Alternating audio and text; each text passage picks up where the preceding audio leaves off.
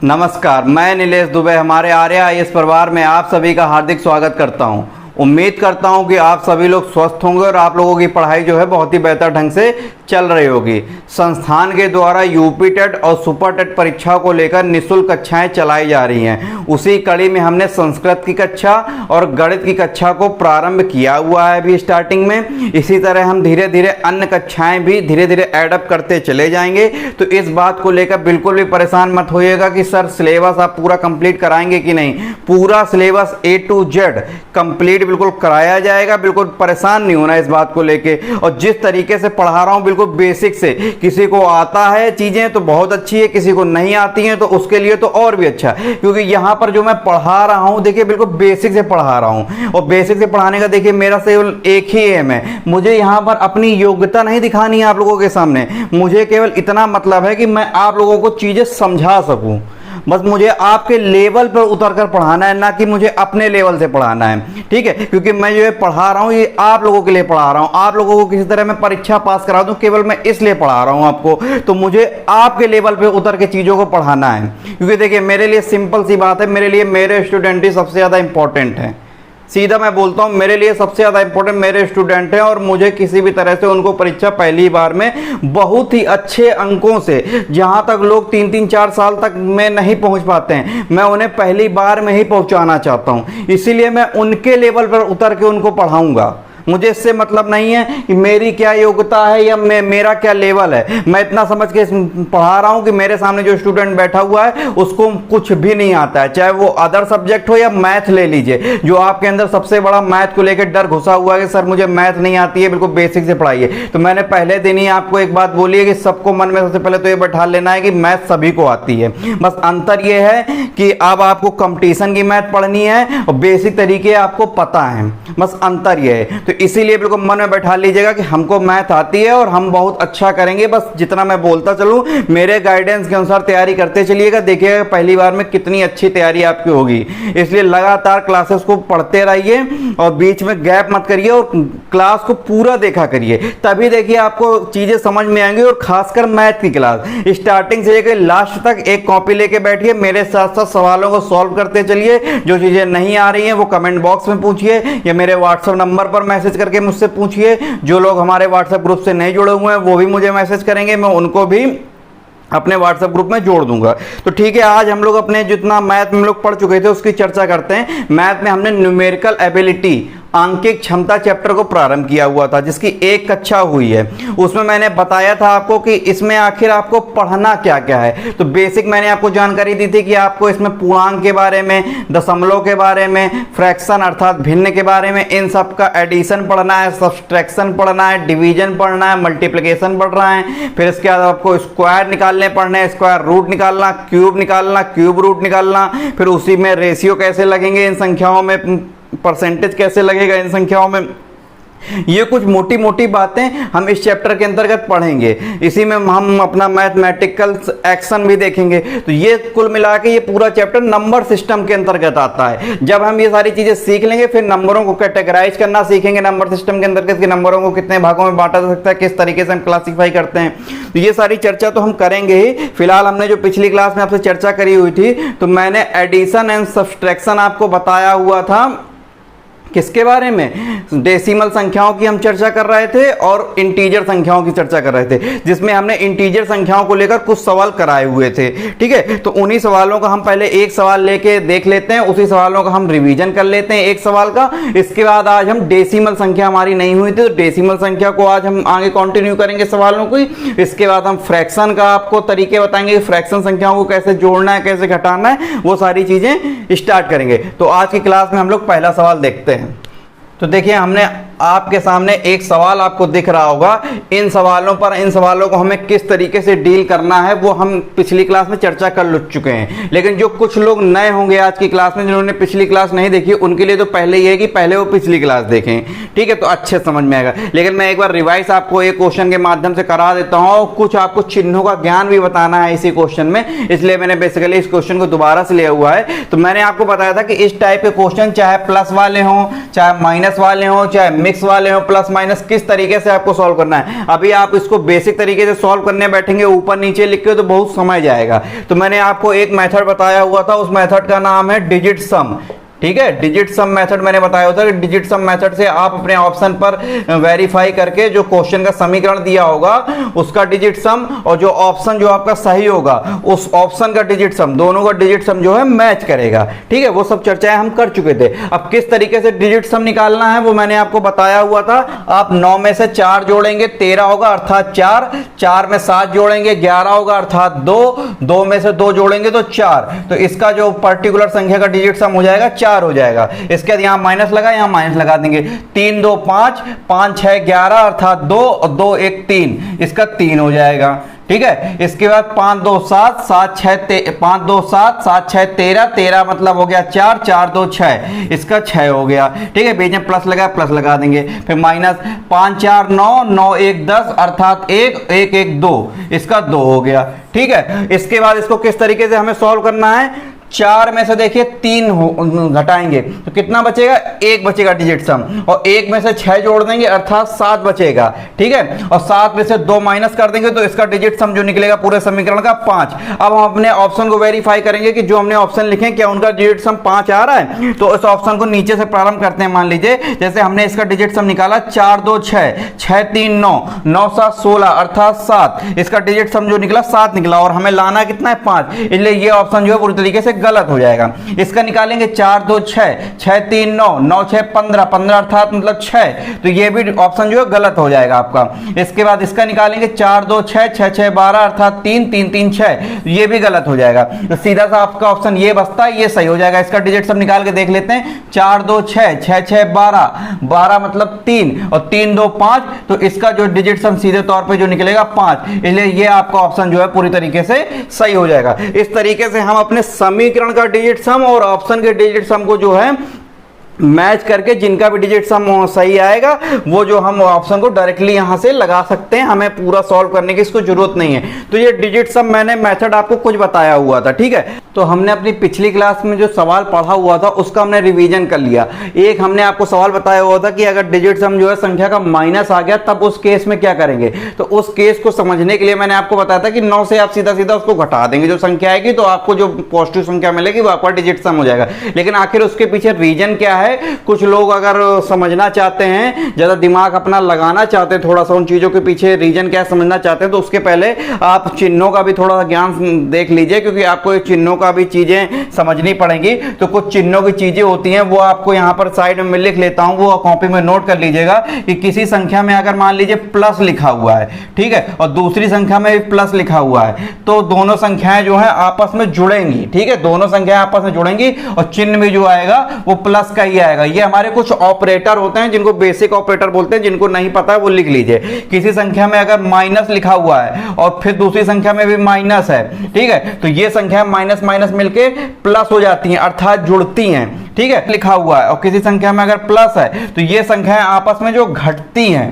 ठीक है, ये संख्याएं आपस में घटेंगी और चिन्ह जो है हमारा किस संख्या का आएगा, जिस संख्या का चिन्ह जो है हमारा बड़ा होगा, वैसे ये संख्या जो है आपस में घटेंगी। ये संख्या जो है आपस में प्लस, अगर प्लस माइनस का चिन्ह है या माइनस प्लस का चिन्ह है, यहाँ पे प्लस माइनस भी आप लिख सकते हैं।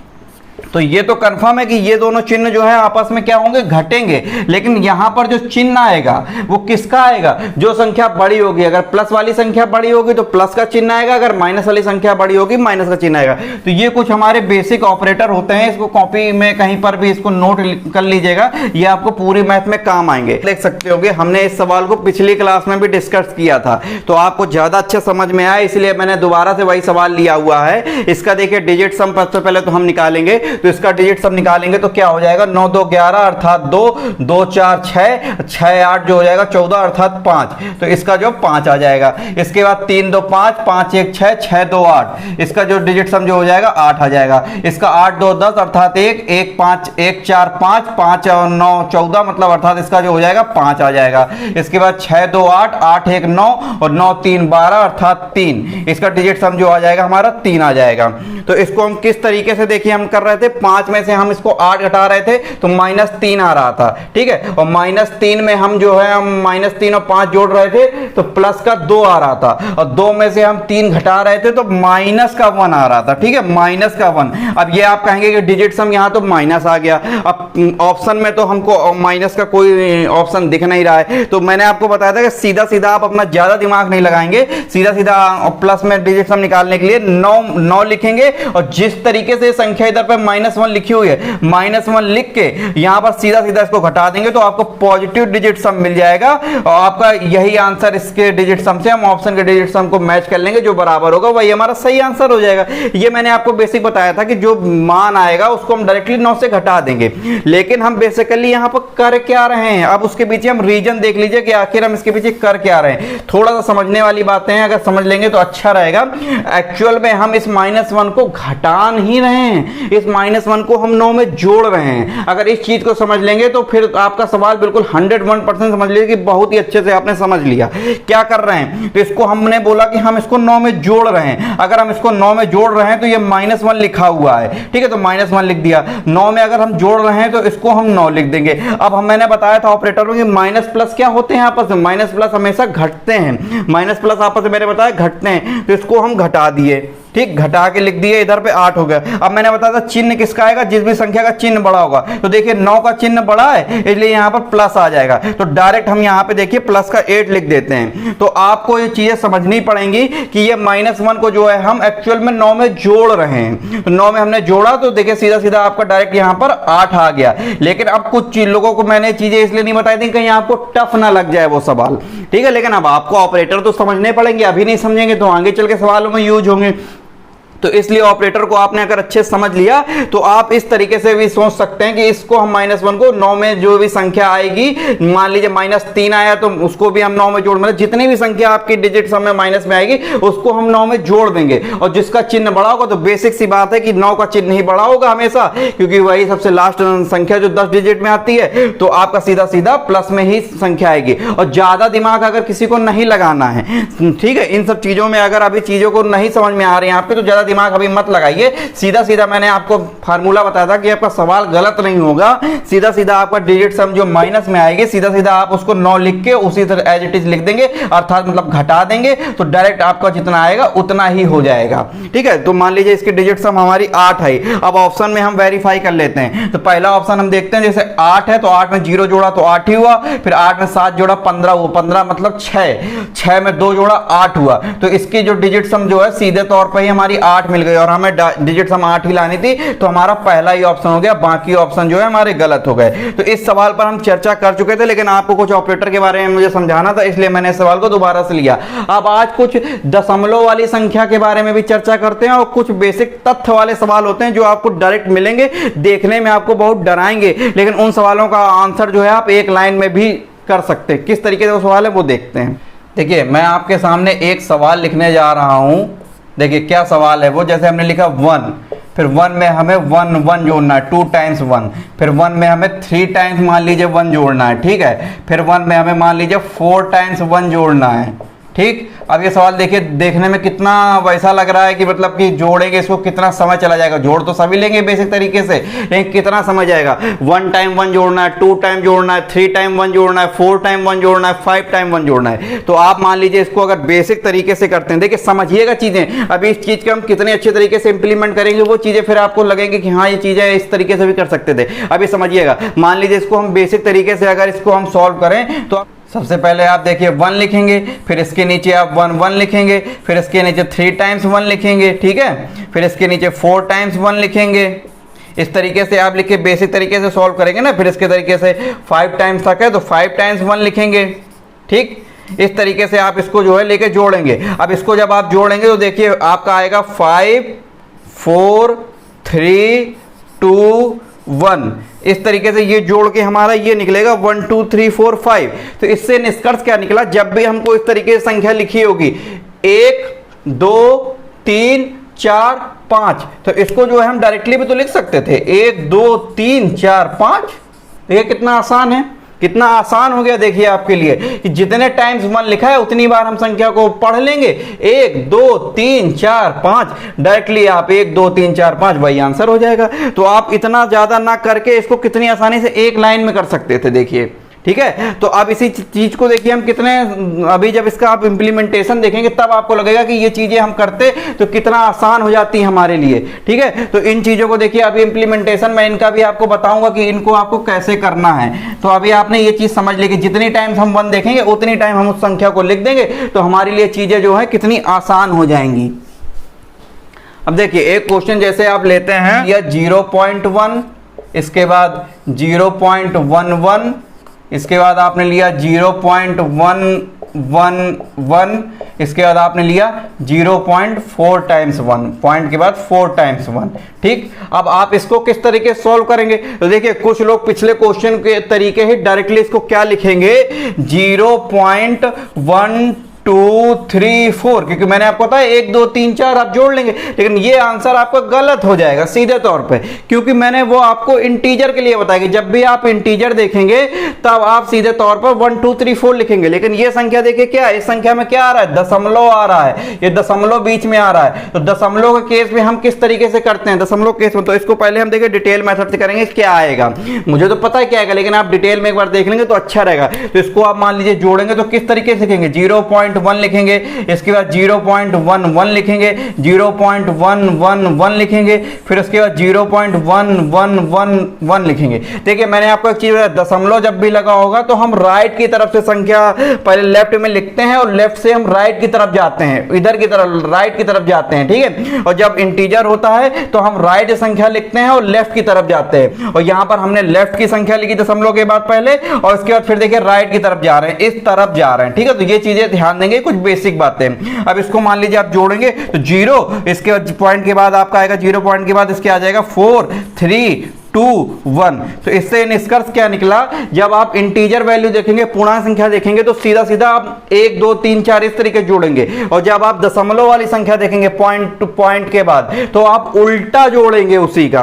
तो डायरेक्टली आप इसको जो है, मान लीजिए अगर ये सवाल आ गया तो डायरेक्टली आप इसको किस तरीके से लिख सकते थे, 0 लिख सकते, पॉइंट लगाते। अब इसके बाद कितनी बार है, 1 2 3 4, 4 बार है, 4 टाइम 4 है, तो आप इसको लिख देंगे 4 3 2 1। डायरेक्ट एक लाइन में आप इसको कर सकते हैं, ठीक है। तो ये दो मैंने आपको तथ्यों पर आधारित सवाल बताए, आप इसको किस तरीके से सॉल्व करेंगे, ठीक है। तो ये मैंने आपको 2 तरीके से बताया।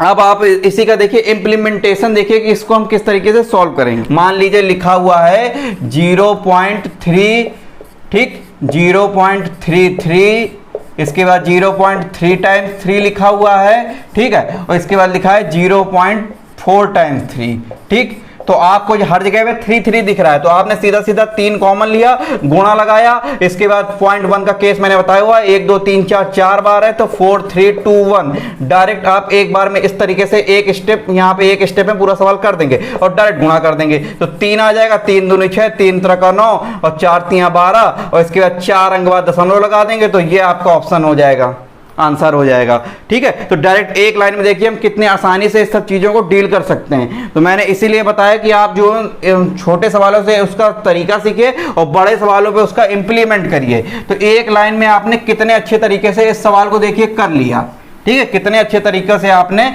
इस सवाल को कर लिया। अब मान लीजिए इंटीजर के केस में ही मान लीजिए लिखा हुआ है, इंटीजर के केस में मान लीजिए लिखा हुआ है 4, इसके बाद लिखा है 4 4, इसके बाद लिखा है 4 4 4, इसके बाद इसको 4 टाइम्स 4। अब इसको देखिए जोड़ेंगे अगर सिंपल बेसिक मेथड से तो कितना टाइम लगेगा, लेकिन उस तरीके से सॉल्व करेंगे। आपको हर जगह में 4 4 4 दिख रहा है, तो 4 आप इसमें से कॉमन ले लेंगे, और मैंने 1 और 2 टाइम्स 1 3 टाइम्स 1 4 टाइम्स 1 का केस बताया हो कि 1 2 3 4 4 बार है, तो आप इसको 1 2 3 4 डायरेक्ट लिख देंगे और गुणा कर देंगे, तो 4 4 चौको 16, एक हासिल आ जाएगा, 4 3 12 मतलब अर्थात 13, 1 4 2 8 1 9 और 4 1 4। तो ये आपका डायरेक्टली आंसर हो जाएगा, एक बार में देखिए कितनी आसानी से आपने इसको सॉल्व कर लिया। अब आप इसको बेसिक तरीके से सॉल्व करेंगे तो कितना समय जाएगा। तो देखिए आपने इस चीज़ को कितने आसानी से इसको डील किया, लेकिन अब आपको उसके पीछे कॉन्सेप्ट पता था, इसलिए आपने इस चीज़ को कितनी आसानी से देखिए डील कर लिया। ठीक है, तो ये छोटे छोटे कॉन्सेप्ट जो हैं, ये सवाल सॉल्व करने के तरीके जो है ये आपको ध्यान देने हैं। अब इसी सवाल में थोड़ा सा और हम टफ की तरफ बढ़ते हैं। मान लीजिए लिखा है 2.2, ठीक है 2.2 लिखा है, इसके बाद लिखा है 2.22, ठीक, इसके बाद लिखा है मान लीजिए 2.222, इसके बाद लिखा है 2.2222, ठीक, इस तरीके से लिखा हुआ है। अब मैंने आपको देखिए इस तरीके को किस तरीके से सॉल्व करेंगे, तो आपको सभी जगह पे ये इंटीजर दिख रहा है, ये इंटीजर दिख रहा है, ये इंटीजर दिख रहा है, ये इंटीजर दिख रहा है, ठीक है, तो सीधा सीधा इंटीजर को हम जोड़ लेंगे, इंटीजर को हम जोड़ लेंगे। तो ये आ गया हमारा 2 2 4 2 6 2 8, तो 8 को हम इस तरीके से सीधा सीधा लिख लेंगे, ठीक है, 8 को हम इस तरीके से सीधा सीधा लिख लेंगे। फिर इसके बाद यहाँ पे प्लस लगा देंगे, फिर आपको पॉइंट के बाद 2 दिख रहा है, तो अर्थात 2 सभी में से कॉमन लिया जाएगा, और 2 कॉमन लेने के बाद 1 का केस दिख रहा है, तो 1 2 3 4, तो सीधा सीधा आप दशमलव के बाद 0.4321 लिख देंगे। ठीक है, तो आप जब इतना लिख देंगे तो आप सीधा सीधा इसको किस तरीके से सोल्व करेंगे, तो आपका 8 है, 8 में आप सीधा सीधा यहाँ पे 2 का गुणा करा देंगे, 2 2 दूनी 4, 3 दूनी 6 और 4 दूनी 8, ठीक, और यहाँ पे ये दशमलव केस आ जाएगा, तो इसको आप जोड़ देंगे तो ये आ जाएगा 8.8642, ये आपका डायरेक्टली आंसर हो जाएगा। ठीक है, ये आपका डायरेक्टली आंसर हो जाएगा कि किस तरीके से हम देखिए इसको सीधा से हम इसको सॉल्व कर लेंगे। तो इस तरीके से आपको चीज़ें समझ में आई। एक सवाल हम इसी तरह का ले लेते हैं।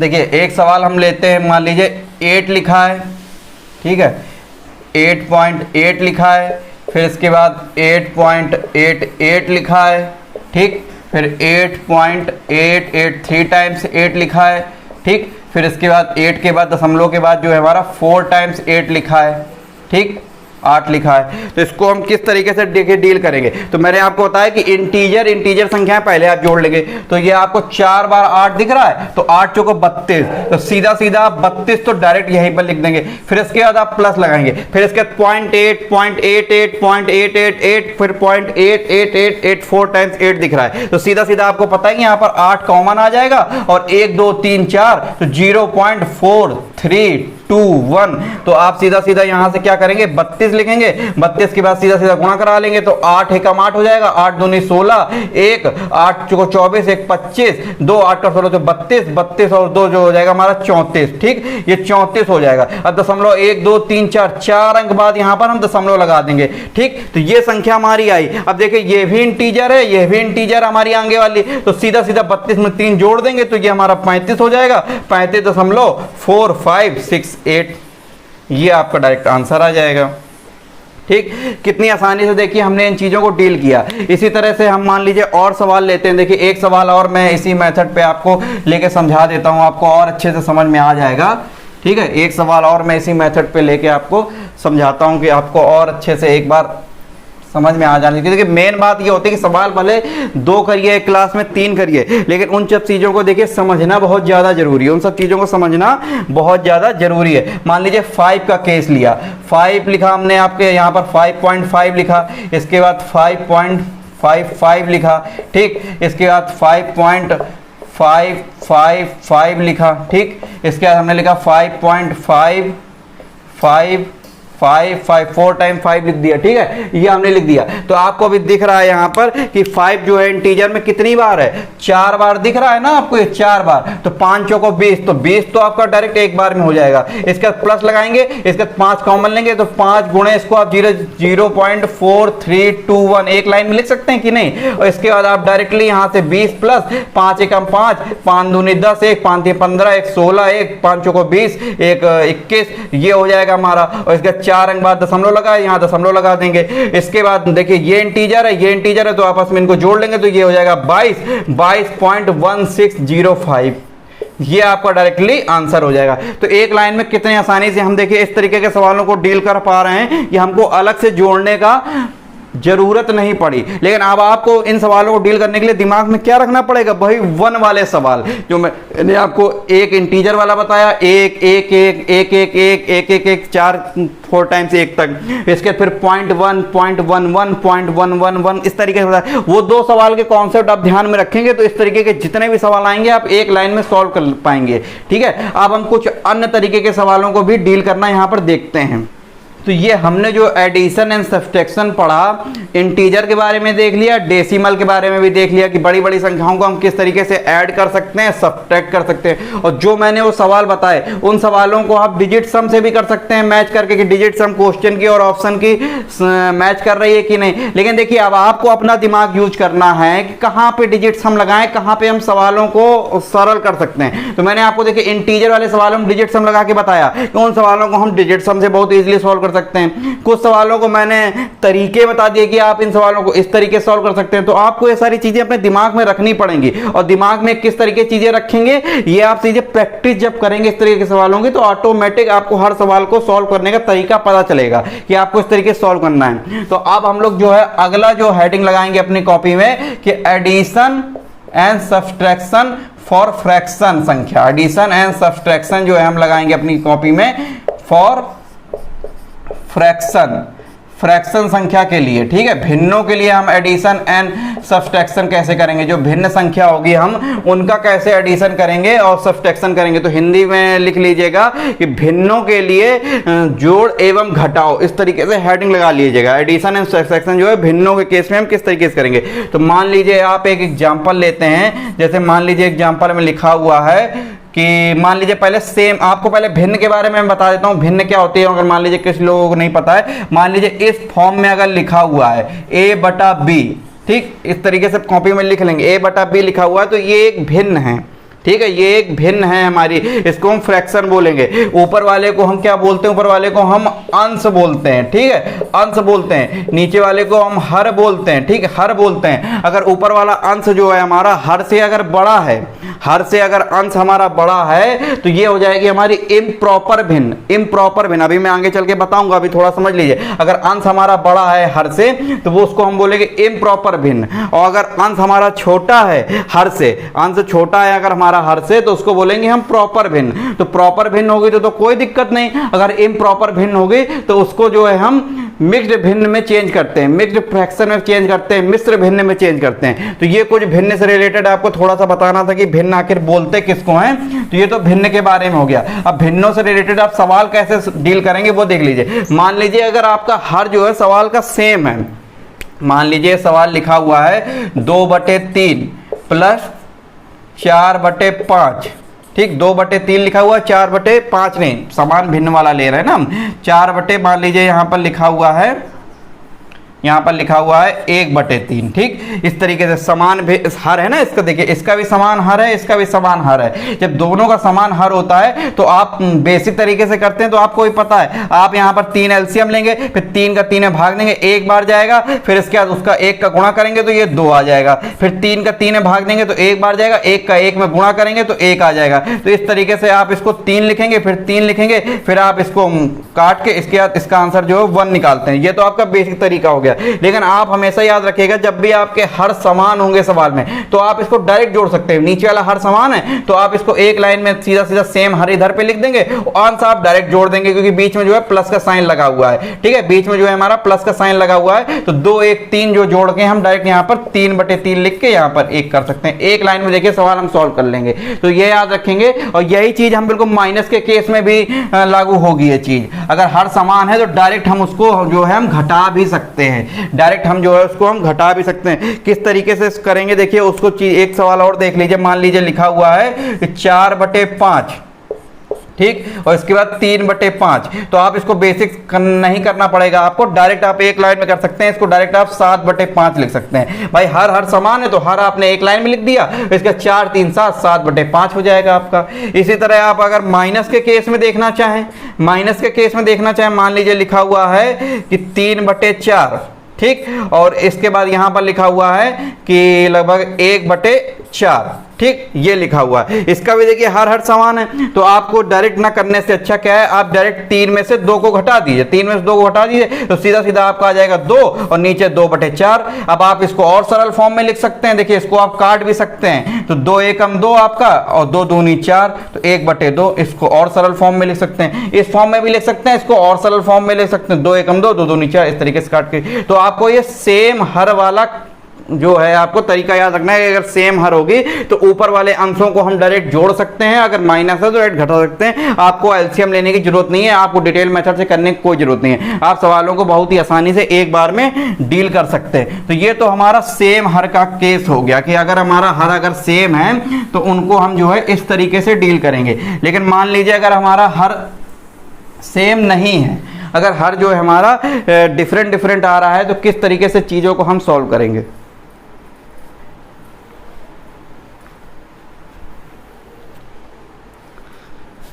तो देखिए एक क्वेश्चन मान लीजिए हम ये लेते हैं, इस तरीके से लेते हैं, मान लीजिए 4/5, ठीक। इसके बाद लेते हैं कि लगभग ले लेते हैं 2/3, ठीक। अब देखिए यहाँ पर हर सेम नहीं, यहाँ पर हर अलग है, यहाँ पर हर अलग है। तो पहले बेसिक तरीके से देखिए मैं आपको बताता हूँ कि आप इसका क्या करेंगे। पहले एलसीएम लेंगे, 5 और 3 का एलसीएम क्या होगा। एलसीएम का मतलब ये होता है लीस्ट कॉमन मल्टीपल, कि दोनों संख्याओं में कौन सी ऐसी छोटी से छोटी संख्या होगी जो दोनों संख्याओं से कट जाए, अर्थात दोनों संख्या से भाग चला जाए। तो 5 और 3 में आप किस छोटी संख्या कौन सी होगी जो दोनों से कट जाए। मैं भी एलसीएम एचसीएफ आपको आगे चैप्टर में पढ़ाऊंगा, लेकिन अभी आप यहाँ पे बेसिक समझ लीजिए। 5 और 3 में ऐसी कौन सी छोटी संख्या होगी जो दोनों से कट जाए। तो 5 का पहाड़ा पढ़िए, 5 के 5, 5 दूनी 10, 5 3 15। देखिए 15 पे आकर आप रुके, और उसके 3 में देखिए 3 पढ़ेंगे, 3 का पहाड़ा, 3 का 3, 3 दूनी 6, 3 9, 3 चौको 12, 3 बचे 15, 15 संख्या आ रही। तो आप धीरे से यहाँ पे देखिए एलसीएम यहाँ पर 15 हो जाएगा। देखिए कितना बेसिक तरीके से बता रहा हूँ, जिनको नहीं भी अगर ये आता है वो भी लोग सॉल्व कर सकें। हम देखिए सारे स्टूडेंट को लेकर मैं चलना चाहता हूँ एक साथ, कोई स्टूडेंट हमारा पीछे ना रह पाए, क्योंकि सिलेक्शन मुझे सबका करवाना है। तो इसमें एलसीएम जो है आप डायरेक्टली 15 ले लेंगे, फिर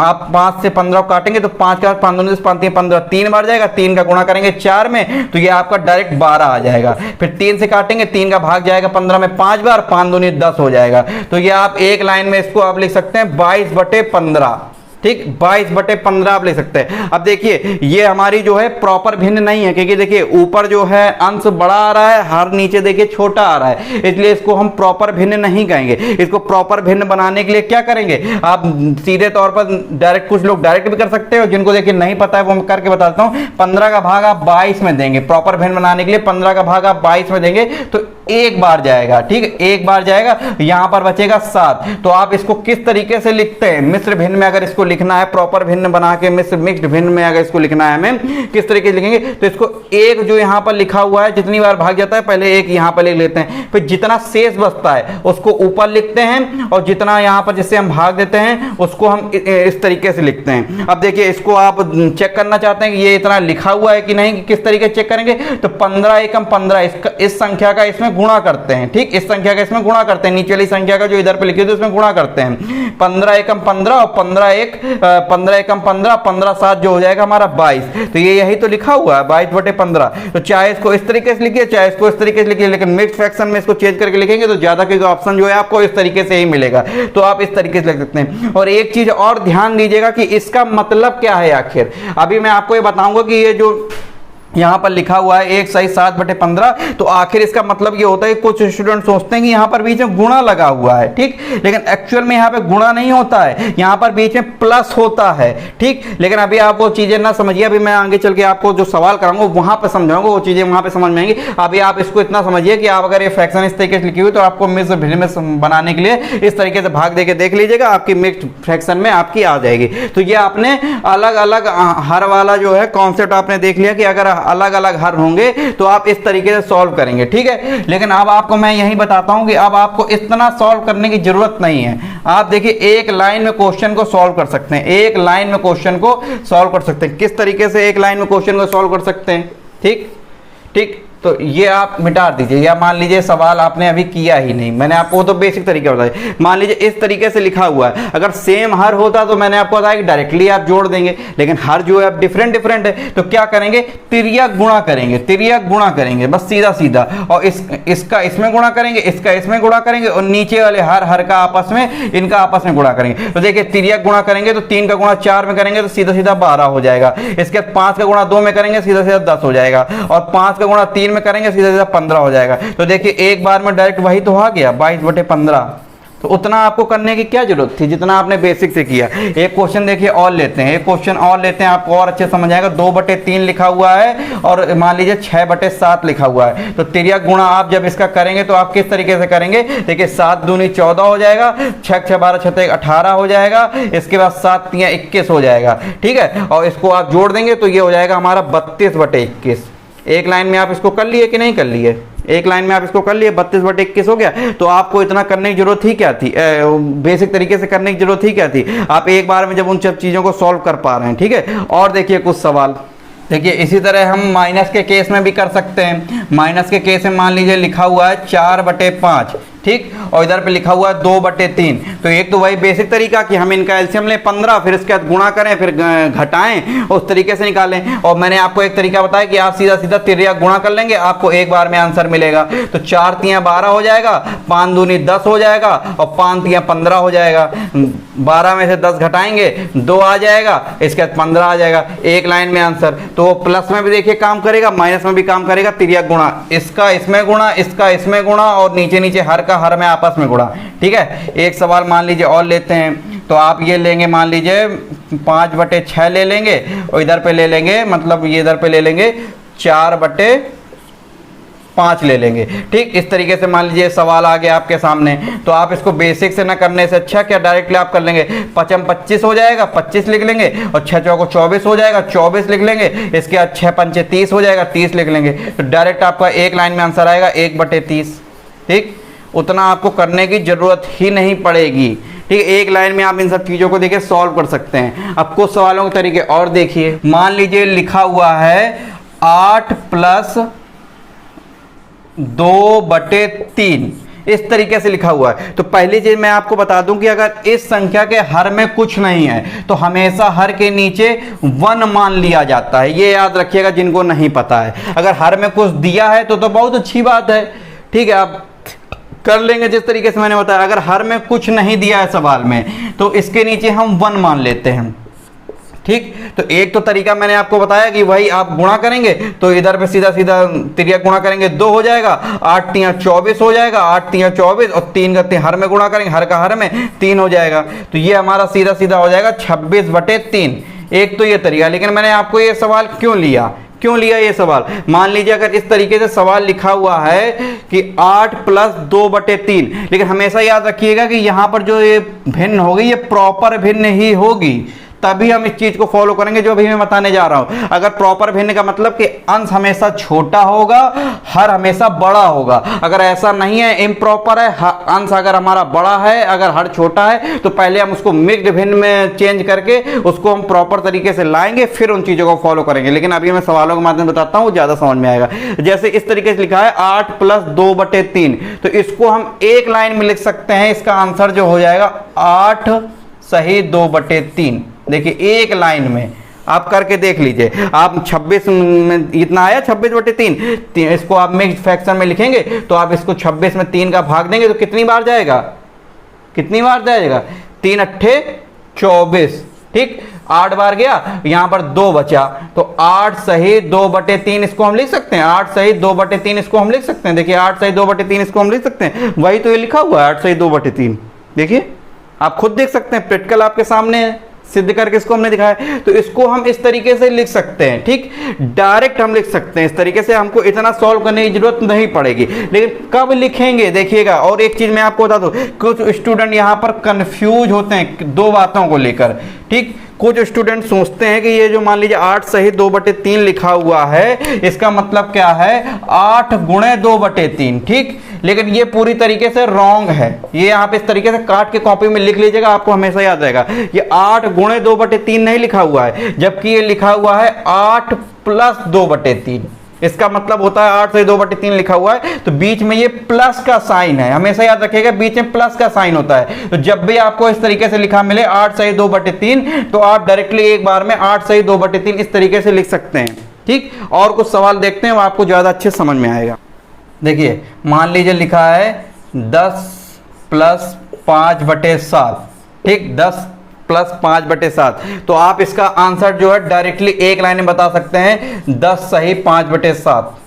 एक लाइन में आपको कुछ सोचना ही नहीं। आपने देखा कि यहां पर इंटीजर लिखा हुआ है, यहां पर प्रॉपर फ्रैक्शन लिखी हुई है, तो आपने डायरेक्ट इसका मतलब यहां पर ये लिख दिया, क्योंकि बीच प्लस लिखा हुआ है, प्लस का मतलब मैंने बताया कि इस तरीके से हम इसको लिख सकते हैं। आप इसको जो मैंने तरीका बताया उस तरीके से सॉल्व करना चाहते हैं तो तिर्यक गुणा, इधर पे 1 लगाइए, मैंने बताया नीचे आंसर में हर में कुछ नहीं तो 1 लगा लीजिए, तिर्यक गुणा करिए तो 10 × 7 = 70 हो गया हमारा। ठीक, और 5 गुणा करेंगे, 1 में 5 × 5 और 7 का गुणा करेंगे तो यहां पर आ जाएगा हमारा 75/7। ठीक, अब मिक्स्ड फ्रैक्शन में इसको लिखना है तो इसको हम 7 से भाग देंगे 75 को, कितनी बार जाएगा, ये हमारा 10 बार जाएगा। ठीक, ये हमारा 70 आ जाएगा तो यहां पर 5 आ जाएगा। तो इसको हम किस तरीके लिखेंगे, 10 सही 5/7, इसको हम इसी तरीके से तो लिखेंगे। तो वही तो हमने ये लिखा है यहाँ पर, वही तो देखिए हमने यहाँ पर ये चीज लिखी हुई है, ये चीज देखिए 10 सही 5/7। तो एक लाइन में हम इसको यहाँ पर लिख सकते थे कि नहीं लिख सकते थे, एक लाइन में हम यहाँ पर इसको लिख सकते थे। तो इतना हमें सॉल्व करने की क्या जरूरत है, इतना हमें सॉल्व करने की क्या जरूरत है, देख सकते हैं ना आप। तो ये चीजें आपको समझनी पड़ेंगी कि अगर यहाँ पर प्लस लिखा हुआ है, ये हमारी प्रॉपर फ्रैक्शन है, तो आप डायरेक्ट इसको इस तरीके से लिख सकते हैं। अगर बड़ी संख्या आ गई, देखिए इसका इंप्लीमेंटेशन मैं आपको बताता हूं कि आप इसको किस तरीके से करेंगे। अब ये तो छोटी संख्या है तो आपको आसान लग रहा है कि हम तो इसको बेसिक से भी कर सकते हैं। ठीक, इसको हम बेसिक से भी कर सकते हैं, छोटी संख्या ये आपको अभी आसान लग रहा है। मान लीजिए बड़ी संख्या आ गई, मान लीजिए ये आ गई 996, ठीक है, 996 + 97/98। अब देखिए कितनी बड़ी। अब आप इसको देखिए बेसिक से भी नहीं कर पाएंगे जो आप बेसिक जानते हैं, और जो मैंने तरीका बताया सॉल्व करने का तिर्यक गुणा वो भी आप करने जाएंगे तो कितना समय जाएगा। आप देखिए कितना समय जाएगा, समझ रहे हैं ना, कितना ज्यादा समय जाएगा। और आप इसको अगर एक लाइन में करना चाहें, मैंने आपको बता दिया प्लस लगा हुआ है और प्रॉपर भिन्न है हमारी, तो डायरेक्ट आप इसको एक लाइन में 996 सही 97/98 डायरेक्ट लिख देंगे एक लाइन में आंसर आपका। तो देखिए ये बड़े बड़े सवाल इस तरीके से आपको डराने के लिए पेपर में दिए जाते हैं कि आप डरें देख के, लेकिन इन सवालों का आंसर देखिए एक लाइन में सॉल्व किया जाता है। तो इस तरीके से, लेकिन कॉन्सेप्ट आपका वही छोटे सवाल से निकल के आएगा और बड़े सवालों में इंप्लीमेंट होता है, हमेशा देखिएगा। तो एक लाइन में आपने कितने आसानी से इन सब चीजों को देखिए सॉल्व किया।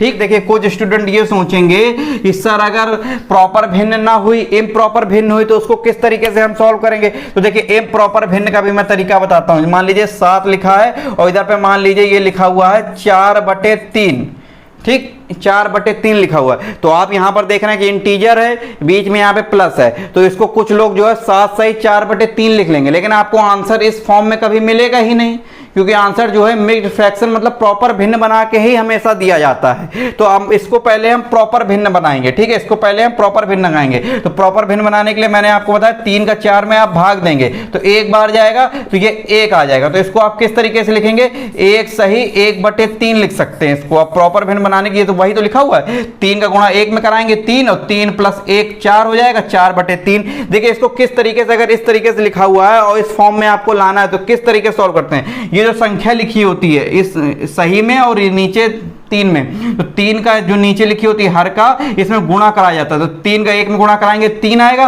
और इस संख्या में इसको जोड़ा जाता है। देखिए मैं यहाँ पे छोटा सा सिंबल बना के लिख देता हूँ, आप यहाँ पर कॉपी में इस तरीके से लिख दीजिएगा और इसको जो है यहाँ पर प्लस किया जाता है। इस तरीके से बना के लिख लेंगे, आपको समझ में आएगा। 3 एकम 3 3 आया और 3 में 1 जोड़ा 4 आया, तो 4 और नीचे हर में 3 है, ये तो 4/3। इस तरीके से इसको सॉल्व किया जाता है, हमेशा याद रखिएगा। मान लीजिए लिखा हुआ है कि लगभग मान लीजिए कि लिखा हुआ है कितना, 7 सही 2/3 लिखा हुआ है। अब इसको आपको सॉल्व करना है तो 7 × 3 = 21 और 21 × 2 = 23, तो 23/3 आप इसको एक लाइन में लिख सकते हैं। इस तरीके से इसको सॉल्व किया जाता है। ठीक, अब हम बात कर रहे थे कि अपने एक लाइन, अब इसको हमने पहले प्रॉपर भिन्न बनाया तो इसको 7 लिखा और प्लस इसका 4/3 को हम प्रॉपर बना के लिख सकते हैं 1 सही 1/3। इसको हम इस तरीके से लिख सकते हैं 1 सही 1/3, इसको इस तरीके से लिख सकते हैं। अब मैंने इसका मतलब आपको बताया था, इसका मतलब मैंने अब आपको इसको और तोड़ के लिखना चाह रहे हैं। अगर कुछ लोगों को नहीं समझ में आ रहा है तो इसको देखिए 7 तो एज इट इज लिखा हुआ, इसको इस तरीके से लिख दीजिए। अब 1 सही 1/3 का मतलब मैंने क्या बताया था, बीच में यहां पर कौन सा चिन्ह है, बीच में यहां पर कौन सा चिन्ह है, बीच मैंने बताया था यहां पर हमेशा प्लस का चिन्ह होता है, गुणे का चिन्ह नहीं होता। तो 1 लिखेंगे, इसको हम इस तरीके से लिख सकते हैं 1 + 1/3। इसका मतलब भी तो यही होगा, इसका पूरे का मतलब भी तो यही होगा, इसका पूरे का मतलब भी तो यही होगा। अब देखिए ये इंटीजर आपस में जुड़ जाएंगे, 7 और 1 8 हो जाएगा, तो 8 + 1/3 हो जाएगा। ठीक, 8 + 1/3 हो जाएगा और इसको हम एक लाइन में 8 सही 1/3 लिख सकते हैं, 8 सही 1/3 लिख सकते हैं। इस तरीके से सॉल्व कर सकते हैं। और सवाल देखिए और समझ में आएगा आपको।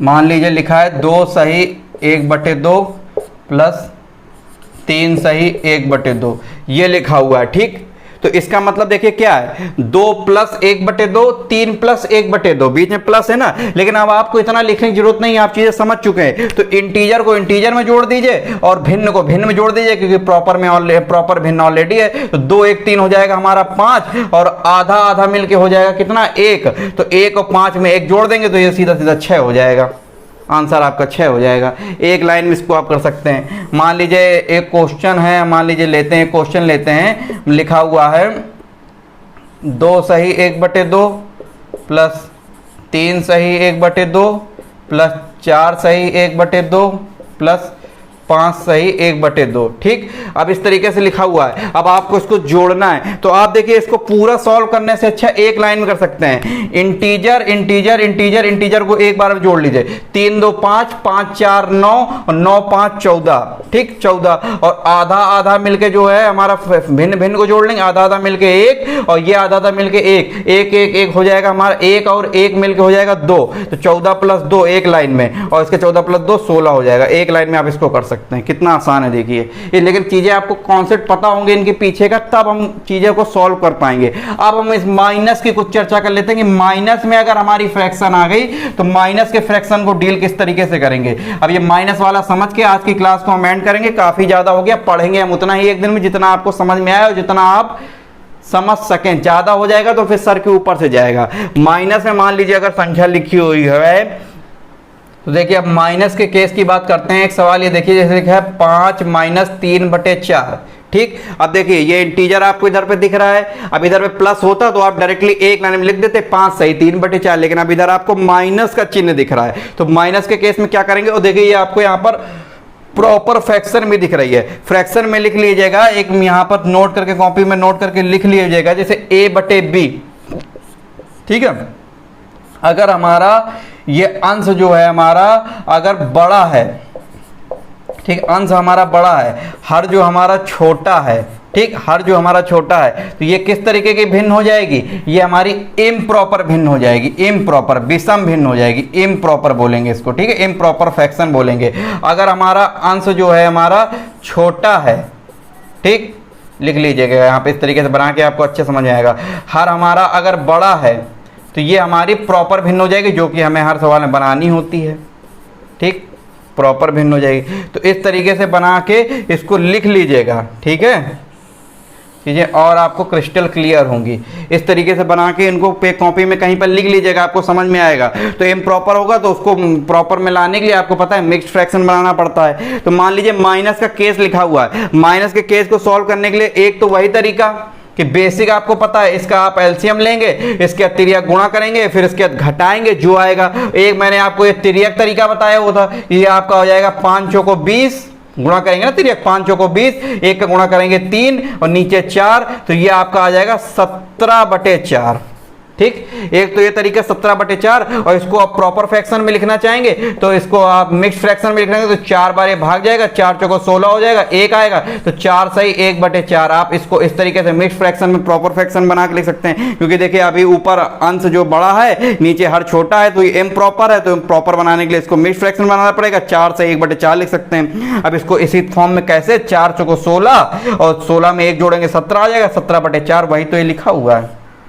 ठीक, लेकिन अब आपको मान लीजिए आप बोलेंगे कि सर जैसे हम प्लस वाला एक लाइन में कर दे रहे थे उसी तरह हम माइनस वाला भी एक लाइन में करना चाहते हैं, क्योंकि पेपर में तो इतना समय होगा नहीं, पेपर में तो आपको कई सारे सवाल सॉल्व करने हैं, मैक्सिमम क्वेश्चन अटेम्प्ट करने हैं और सही भी करने हैं। तो आप इसका शॉर्ट फॉर्म देखिए किस तरीके से आप सॉल्व करेंगे। अब जब यही चीजें बड़े सवालों में इंप्लीमेंट होगी तब आपको समझ में आएगी। तो आपको देखिए कुछ नहीं करना है, जब इस तरीके से माइनस में आपको मिलेगा सवाल तो देखिए यहां पर 5 लिखा हुआ है, ठीक, मान लीजिए 5 इंटीजर, तो इंटीजर जितना भी लिखा होगा उससे 1 घटा देंगे। जैसे 5 लिखा हुआ है तो यहाँ पे 4 लिख देंगे, ठीक, ये तो इंटीजर काम हो गया। अब इसके बाद फ्रैक्शन में आते हैं, मान लीजिए 3/4 लिखा हुआ है तो हर में से अंश घटा देंगे, तो 4 में से 3 घटाएंगे तो सीधा सीधा कितना आएगा, 1 आ जाएगा। 4 में से 3 घटाएंगे 1 आ जाएगा और नीचे हर जो है वही हो जाएगा। तो देखिए 4 सही 1/4, एक लाइन में आपने उत्तर निकाल दिया कि नहीं निकाल दिया, एक लाइन में उत्तर निकाल दिया, कोई बड़ी बात। मान लीजिए लिखा है 12 माइनस 5/7, ठीक। अब आप इसको बेसिक तरीके से या फिर त्रिया गुणा तरीके से करने जाएंगे तो कितना समय जाएगा। एक लाइन में करना चाहते हैं तो मैंने बताया यहाँ 12 लिखा है तो इससे 1 कम 11 लिख देंगे, ठीक। और अंश, हर में से अंश घटाएंगे तो 7 में से 5 जाएगा, कितना आएगा, 2 आएगा, और इसको 7 लिख देंगे। हर तो वही लिखा ही हुआ है। एक लाइन में आपने 11 सही 2/7 उत्तर निकाल दिया, ठीक। कितना आसान हो गया। और सवाल देखिए कितना आसानी से आप कर सकते हैं। मान लीजिए लिखा हुआ है, देखिए आप बड़े सवालों में इसको इंप्लीमेंट करते हैं। मान लीजिए लिखा हुआ है 889, ठीक, 889 लिखा हुआ है, और इसके बाद लिखा हुआ है इधर पे 93/94, ठीक। अब देखिए समझिए इस सवाल को, कितना डराने वाला सवाल है। अगर आप इसको सॉल्व करने बैठेंगे तो कितना समय जाएगा, लेकिन 1 मिनट में आपको, 1 मिनट का 1 सेकंड लगेगा आपको करने में। इससे आप 1 कम कर देंगे, जो इधर पे इंटीजर लिखा हुआ है, तो ये हो जाएगा 888, और इसके बाद इसमें हर में से अंश को घटाएंगे तो ये आ जाएगा हमारा 1/94, एक लाइन में उत्तर। अब आप इसको घर में सॉल्व करके देखिएगा। पहले आप इसको बेसिक से कीजिएगा और इसके बाद बेसिक से जितना आएगा अंश बटे हर में, फिर इसका तिर्या गुणा करके देखिएगा, उतना ही मिलेगा। प्रूफ बिल्कुल उसी तरह का आप देख सकते हैं करके, बड़ी संख्या में चाहे छोटी संख्या में। छोटी संख्या में मैंने आपको करके प्रूफ दिखा दिया, बड़ी संख्या में उसका इंप्लीमेंटेशन दिखाया कि एक लाइन में देखिए किस तरीके से कर सकते हैं। तो चीजें समझ गए ना, कि जितना इधर पे इंटीजर लिखा हुआ है उसका 1 कम, इसके बाद इसको हर में से अंश को घटाएंगे तो वो यहाँ पे लिख देंगे जितना घट के आएगा, और नीचे हर तो उतना लिखा ही हुआ है। एक लाइन में आपको चीजें समझ में आएंगी। और देखिए सवाल, देखिए एक सवाल है, मान लीजिए 123 माइनस 77/92 लिखा हुआ है, इसको आपको सॉल्व करना है, ठीक, इसको आपको सॉल्व करना है। तो एक लाइन में 123 लिखा हुआ है तो इससे 1 कम लिखेंगे, 122 लिख देंगे, ठीक। 92 से 77 घटाएंगे, कितना आएगा, 15 आएगा, 15 लिख देंगे, और हर तो हमारा आपको पता ही है 92 लिखा हुआ है।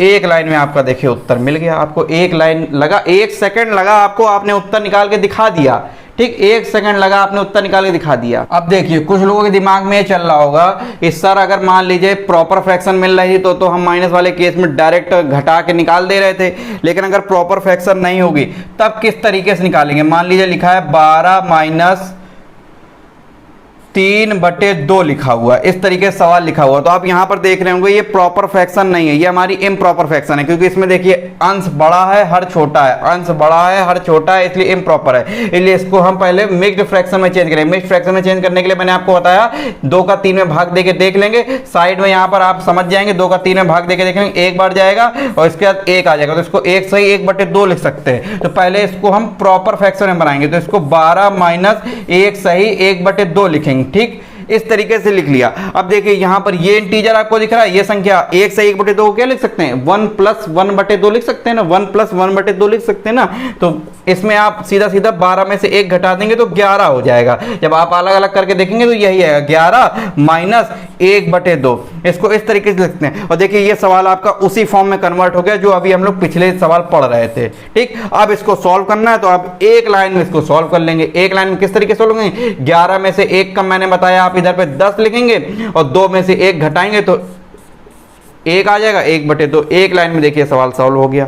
कितनी आसानी से आपने कर लिया। ठीक, तो इस तरीके से सवालों को भी सॉल्व कर सकते हैं। 1-2 सवाल और देख लीजिए। एक अंतिम सवाल और देख लीजिए। मान लीजिए लिखा हुआ है इस तरीके से 1000। ठीक, अब ये आपको देखिए सवाल कितना डराने के लिए दिया जाएगा, 994/995। ठीक, अब आप इसको सॉल्व करने बैठेंगे तो कितना समय लगेगा। तो ठीक है, इसको आप 1 सेकंड में किस तरीके से सॉल्व करेंगे, 1000 लिखा हुआ है तो इससे मैंने 1 कम बताया तो आप इसको 999 लिख देंगे। ठीक, हर में से इसको अंश को घटा देंगे तो कितना आएगा, 1 आएगा और इस तरीके से हर लिख देंगे 995।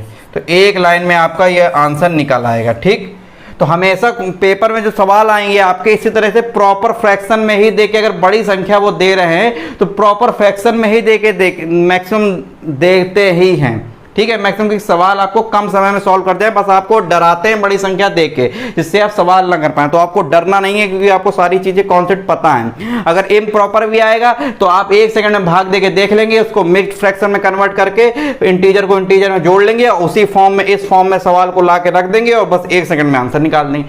तो इस तरीके से आज की क्लास को हम यहाँ पर खत्म करते हैं। उम्मीद करूंगा कि आपको जो है सारे सवाल सारे कॉन्सेप्ट बहुत अच्छे समझ में आएंगे। ये सारे नोट्स बन रहे हैं आपके मैथ के, अच्छे से इसको कॉपी में बनाते चलिएगा और सवाल फिर बुक उठाइएगा आप सुपर टेट की, यूपी टेट की, जिस तरीके से न्यूमेरिकल एबिलिटी में क्वेश्चन आए होंगे इस टाइप के, उनको सॉल्व करिएगा।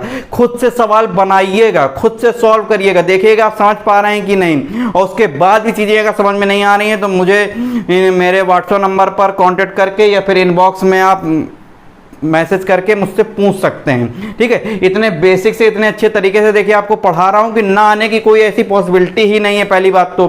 ठीक है, तो जरूर आपको समझ में आएगा। तो आज की क्लास में हम इतना ही रखते हैं। बस आपसे इतना ही कहना है कि आपको क्लास अगर अच्छी लग रही है तो क्लास को ज़्यादा से ज़्यादा शेयर करें, अन्य लोगों तक, अपने दोस्तों तक शेयर करें जिससे लोगों देखिए वो भी पढ़ सकें। क्योंकि देखिए निःशुल्क क्लासेस इतनी अच्छे तरीके से कहीं पर आपको पूरे यूट्यूब में मिलेंगी नहीं जितना बेसिक से मैं पढ़ा रहा हूँ। इसलिए अपनी इन क्लासेस को अपनी भी अच्छे से पढ़ाई करें, अपने जो रिश्तेदार हैं, दोस्त यार हैं जिनको आप चाहते हैं कि वही परीक्षा पास हों तो उनको भी ये सारी चीज़ें बताइए कि हाँ इस जगह पे ये क्लासेस चल रही हैं। और वीडियो को देखिए ज़्यादा से ज़्यादा शेयर कीजिए, उसको लाइक कीजिए आपको पसंद आ रहा है। देखिए सीधी सी बात है, अगर पसंद आ रहा है तो लाइक जरूर कीजिए। मैं ऐसे नहीं बोल रहा कि वीडियो लाइक कर दीजिए, लोग आते हैं सबसे पहले चिल्लाना स्टार्ट कर देते हैं कि वीडियो लाइक करें, सब्सक्राइब करें, ऐसा कुछ नहीं।